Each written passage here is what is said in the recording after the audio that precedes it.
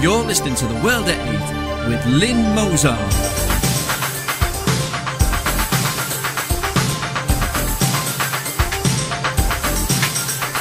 The World at 8, the number one in nationalist news. Highlights of the news today, Friday 16th of May 2014. Blackburn pervert jailed for abducting girls and sexually assaulting one of them. Channel 4 documentary to look at polygamy among British Muslims. Ovary removal, Queen's Hospital doctor found guilty of misconduct but keeps job. Halal meat row, ministers will consider labelling if there is widespread demand and EU does same. Roma get payout over max discrimination. Sudan judge says pregnant Christian woman to hang for apostasy. Thought for the day, halal and the truth. And finally, 2 for 1 day, Friday.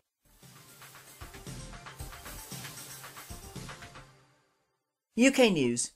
Blackburn pervert jailed for abducting girls and sexually assaulting one of them. A predatory man has been jailed for abducting 2 teenage girls and sexually assaulting one of them. There were dramatic scenes in court as the father of one of the victims stood up during the hearing and shouted, "He has destroyed my family."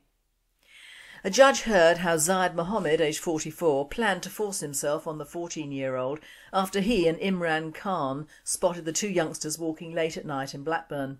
After picking them up in his silver Honda, the girls were taken back to Mohammed's house in Chester Street, where Khan raped the other girl, who was 15. The pair asked how old the girls were and if they were virgins. Ken Hine, defending, admitted it was not the first time Mohammed had been involved in an abduction. He told the court that in 1983, when the defendant was 15, he was part of a gang that took a girl from a house she was staying in Blackburn before she was eventually taken on to Birmingham by others. Mohammed was found guilty of 2 counts of detaining a child and a further 2 of sexual activity with a female child under 16. Sentencing Mohammed to 3.5 years in prison, the judge told him the circumstances of the victim's abduction and sexual assault represent sexual exploitation by older men. Imran Khan, 36, of Tenby Close, Blackburn, was also found guilty of 2 charges of detaining a child and 1 of rape. He will be sentenced on June the 20th to allow for the preparation of a medical report. World at 8. Medical report? Are they going to suggest he's either oversexed, balmy and a victim of the Muslim culture? The usual sentences for the usual crimes. Deportation not amongst it, I note. Or compensation to the victims' families for loss of virginity. If our laws hit these bastards where they hurt financially, these crimes would soon stop.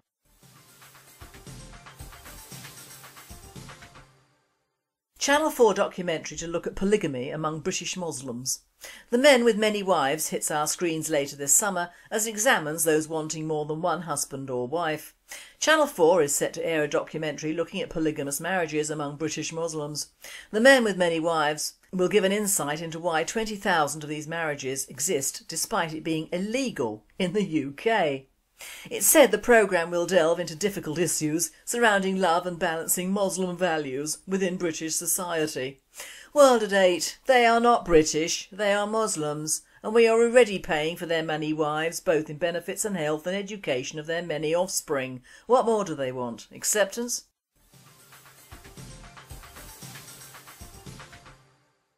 Ovary removal, Queen's Hospital doctor found guilty of misconduct, but keeps job. Dr Yahya Al-Abed admitted during a tribunal that he was out of his depth when he performed the complicated operation on Maria de Jesus, 32, on October 23, 2011. The mother of 3, who was 21 weeks pregnant, died 19 days later after suffering a miscarriage and undergoing a second procedure to remove her appendix. Dr Al-Abed admitted making a number of errors during the procedure, including removing her right ovary instead of her appendix. Al-Abed even allowed off-duty second-year trainee Osman Chowdhury to make the first incision after he asked to help, despite his inexperience. Senior consultant surgeon Babatunde Julian Coker should have performed the procedure himself, or at least supervised the registrar, but instead went home as Mrs de Jesus lost 1,200 millilitres of blood. Both doctors were found guilty of serious misconduct on Monday at the Medical Practitioners Tribunal Service in Manchester. Al-Abed, now working at Colchester Hospital, was also told his errors during the operation were avoidable and had he followed procedures or stopped or waited for the consultant's support. Recording a narrative verdict in an inquest on Walthamstow, East London, coroner Chinyere Inyama said a lost window of opportunity could have saved Mrs de Jesus. Barking Havering and Redbridge Hospital Trust admitted liability for her death and apologised to her family. Coker was found to have failed in his duty of care to his patient when he effectively delegated responsibility to a trainee whose capabilities he was not familiar with. The doctor who mistakenly removed the pregnant woman's healthy ovary instead of appendix before she died will keep his job. World at 8. Disgraceful, a multi-ethnic cock-up and cover-up. Deport both and all their families, or better still, sue for malpractice and get thousands of pounds from them both. Legal aid should cover the widower or next of kin, shouldn't it?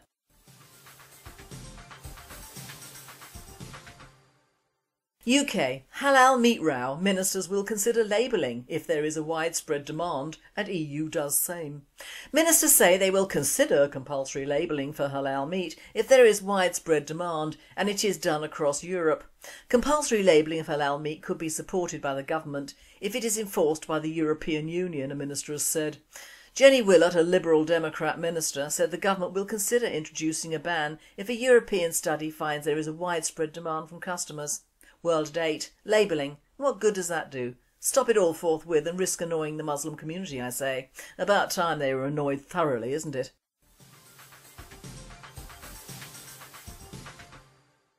European news. Roma get payout over Max discrimination. Max is Sweden's homegrown fast food chain. On the 1st of May, a worker at the branch of Max in Kista, North Stockholm, told a man and his 2 sons that the restaurant does not serve Roma. Now, after a meeting, the 3 men are very happy, says a witness to newspaper Metro. Thomas Karamfilis was president when the 3 men were refused service and has acted as a contact for them since he speaks the same language. He was present at a meeting on Monday where representatives for Max met the 3 Roma who suffered discrimination. Max apologised and said the restaurant doesn't agree with what the employee said. They promised it would never happen again, said Thomas Karamfilis. He says the 3 men were given envelopes with Sek 20,000 each and were very happy, otherwise they collect cans, and 20,000 is as much as they make in a year. That is about £1,800. He says the 3 men had come to work in Sweden during the summer, but now the father and 1 son have gone back to Romania. A representative for Max will not say to Metro whether or not the employee who refused the 3 men's service is still employed. World at 8. You bet he isn't. No wonder they've gone home. What a scam. Trading the good old race card and discrimination. What a band of patsies these Swedes are. Money for jam, innit?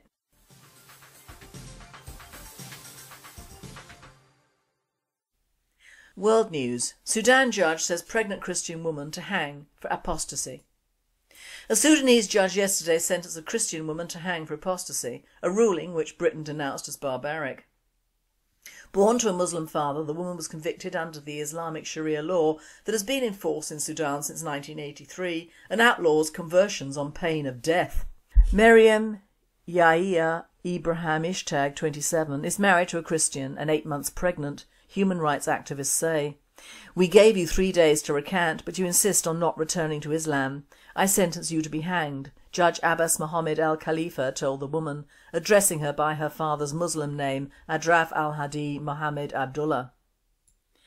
Khalifa also sentenced Ishtag to 100 lashes for adultery. Under Sudan's interpretation of Sharia, a Muslim woman cannot marry a non-Muslim man, and any such relationship is regarded as adulterous.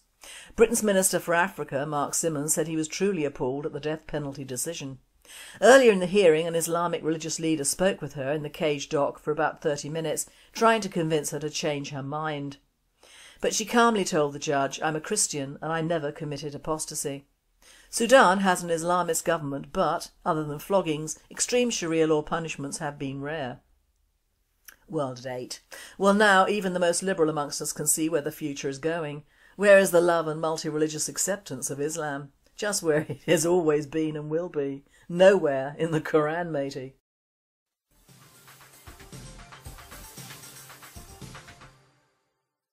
Thought for the day: Halal and the truth. Before I go down the halal road, I received an answer to an email I sent to the Compassion in World Farming people, and received this very nice, very PC and very mustn't upset the Muslim community's reply, which I shall read.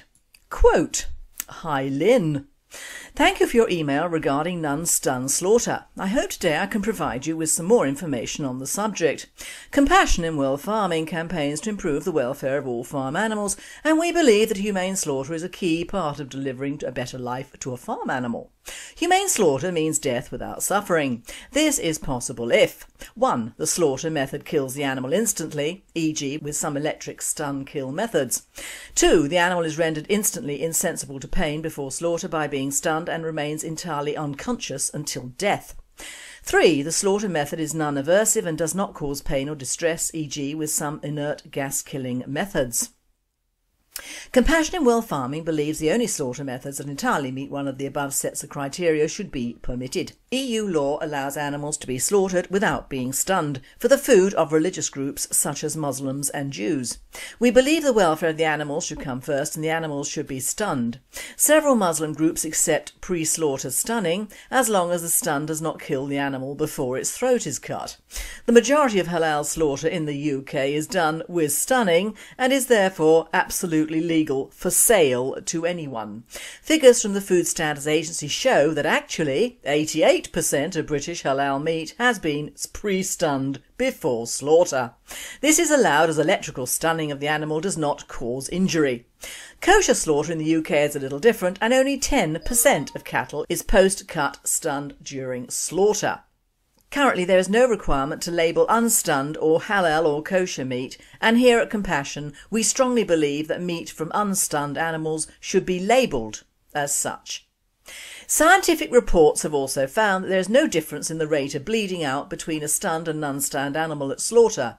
It is a myth that an animal needs a beating heart to pump out the blood quicker, and that is also another reason that supports our work to have all animals 100% stunned before slaughter. Humane systems on their own cannot ensure humane slaughter. Compassion in World Farming also campaigns for better enforcement and regulation around slaughter. We do, for example, believe that the introduction of CCTV could go a long way in promoting good practice in slaughterhouses.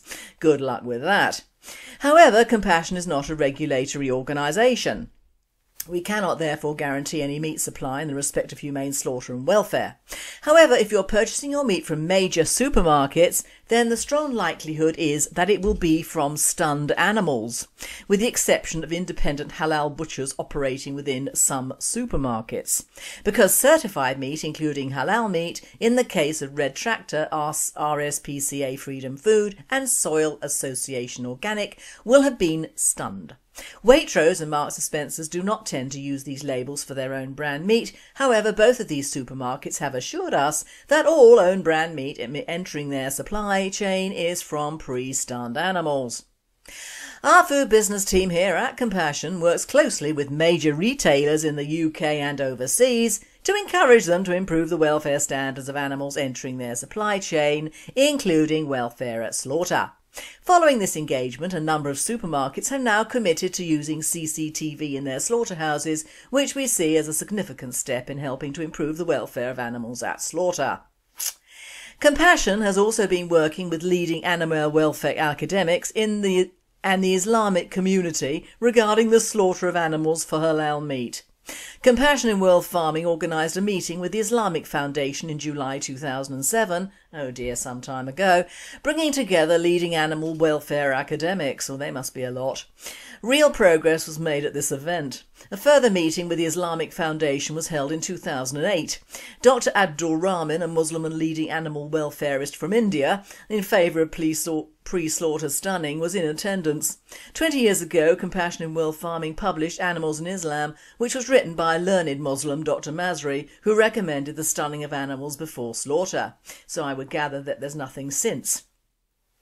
Now back to reality. This idealistic display of stupidness has been arranged with the general retail communities and the Islamic communities, and the result is above for all to see. A blanket of partial lies, which are the cleverest forms of lies, because there could be, maybe, some truth in there somewhere, but I find it hard, having researched these killings for the party conference 3 years ago, when banning halal and kosher killings in the UK was passed into our BNP manifesto. On that occasion I had a very in-depth conversation with a gentleman from the Jewish Chronicle, and he stated that no kosher killings are stunned, not even 10%. This one difference between kosher and halal is that the animals are taken singly into a room. The butcher, who has 7 years training to do this, unlike halal, which can be and is done by anyone of the Muslim religion, says a prayer and the animal is laid down and its throat cut. It lies there with the butcher until dead and is then hung up. The Jews were performing this sort of killing hundreds of years before anyone had ever heard of Muhammad, and came from the wandering desert tribes who had to conserve meat, and meat with blood doesn't last as long in the desert heat. It is as simple as that. They are dietary laws for the Jewish people, and true, they are outdated now that Israel has fridges and they are no longer wandering the earth but have settled practically everywhere else that also has refrigeration.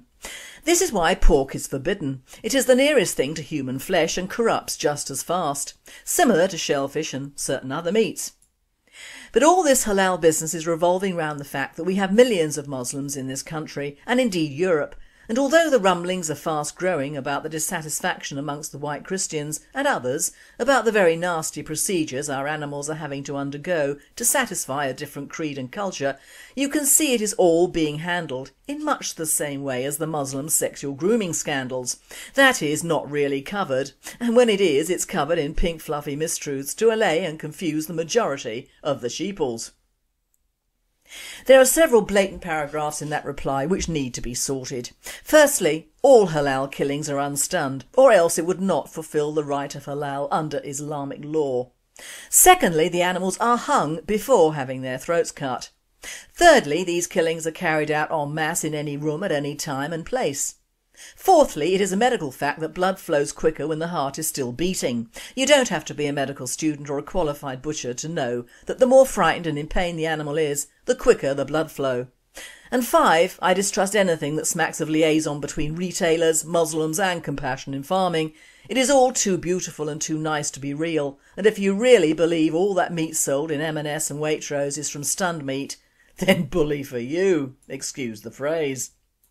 We have to get real in this country. Halal has overtaken the greedy supermarkets because, despite its awful history, the meat is supposed to have a longer shelf life. Whether that is labelled or unlabelled makes no difference to me. It should all be banned in this country. We have little qualms in the UK about offending the Jewish population, about opinions on kashrut laws, but when it comes to the Muslims, we are pity-pattying about making up things which do not exist. How many Christian politicians, retailers or sympathy groups have actually gone unannounced to a halal killing house? If it is anything like the nursing home inspectors, restaurant and takeaway inspectors, hospital inspectors or similar, it is a 3-week notice job to be over as soon as. The Muslims are fighting back, and in an article written by Nasreen Malik in the Guardian paper, that bastion of Islam, on May the 12th, she's come up with the new cherry that a large percentage of so-called halal meat is pre-stunned. This official line has been adopted by the media large scale to avoid intensifying racial prejudices, and it ain't working with me, matey. Where she does let the cat out of the bag is where she wonders why a nation who have been guzzling down kebabs and all sorts of ghastly halal curries and ready meals for at least 2 generations, or rather in the last 40 years since the buggers settled here, are suddenly wondering about where this meat comes from and how it is produced. She is, of course, quite right in this, and this only respect. We are, and always have been, a greedy and ignorant people over food, especially since the last war when many people went hungry for the first time in their lives. Never to be forgotten, apparently. Out of all of Europe, the British spend the least money on quality foods and the most on crap, both foreign and domestic. And this is some of Nasreen's story. The random Muslim scare story generator, separating fact from fiction. Halal meat is on every menu, Sharia law is taking over, the niqab is undermining the nation. Ever noticed how often the same old stories keep appearing about Muslims in Britain? Here's the truth about these and other media myths. The supposed objection is that halal slaughter is a less humane method of terminating an animal than the supposedly more palatable methods of stunning, electrocution and gassing. But according to a 212 Food Standards Agency report cited by the RSPCA and Compassion in World Farming, I might add, 97% of cattle, 96% of poultry and 90% of sheep slaughtered using the halal method in UK abattoirs are stunned first, desensitising the animal into pain.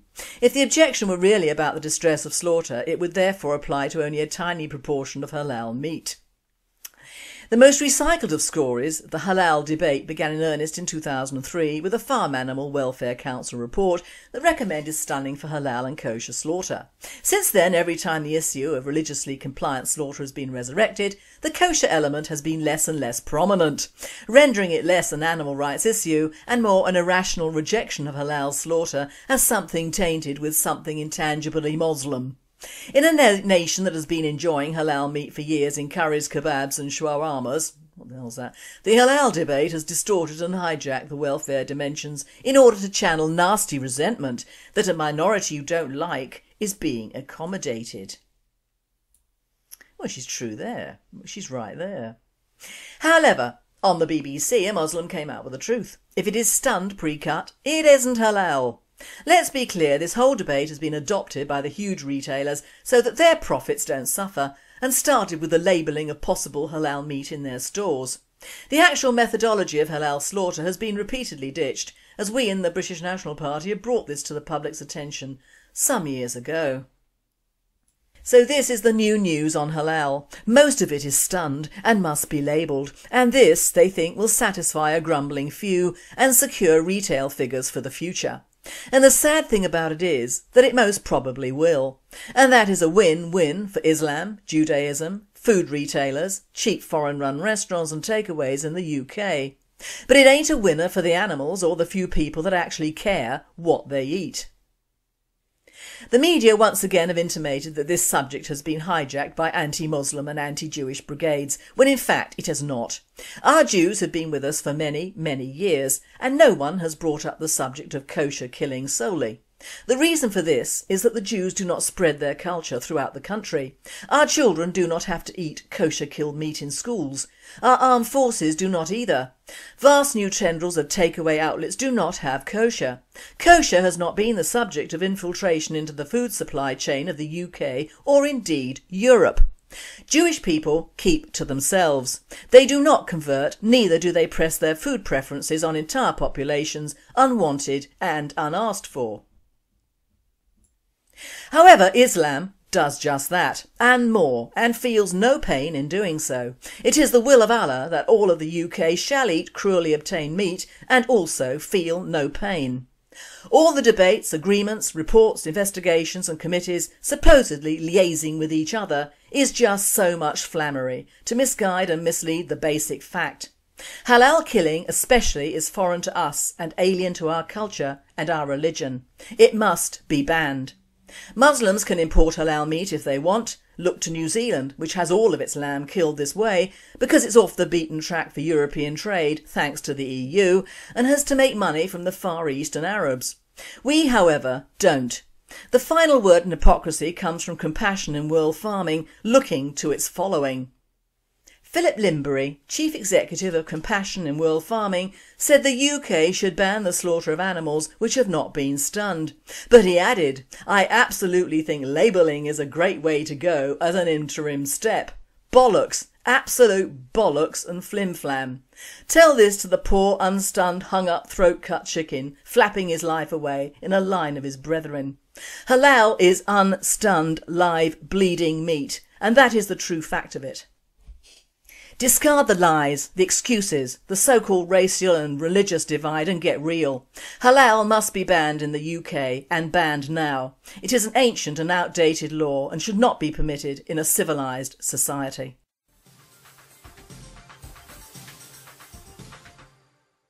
And finally, 2 for 1 day Friday. A stitch in time. A mother and son were flying to Brisbane from Melbourne on Virgin Australia. The son turned to his mother and asked, if big dogs have baby dogs and big cats have baby cats, why don't big planes have baby planes? The mother, who couldn't think of an answer, told her son to ask the flight attendant. So the boy asked the flight attendant if big dogs have baby dogs and big cats have baby cats, how come big planes don't have baby planes? The flight attendant responded, "Did your mother ask you to tell me?" The boy admitted that that was the case. Well then, said the flight attendant, tell your mother that there are no baby planes because Virgin Australia always pulls out on time. Ask your mother to explain that one to you. Add a completely un-PC joke to offend Pakistanis and white liberals alike. A Pakistani immigrant goes to a doctor and says, I feel terrible. The doctor says you need to pee and crap in a bucket for a week, throw in a dead fish and a rotting cabbage. Put a towel over your head and inhale the vapours for 3 days. The man does this and goes back to the doctor and says, I feel wonderful. What was wrong with me? You were homesick, said the GP. You've been listening to The World at 8. I'm Lynn Mozart and I and the team at World at 8 and Radio Britain wish you all a very happy and a very safe weekend.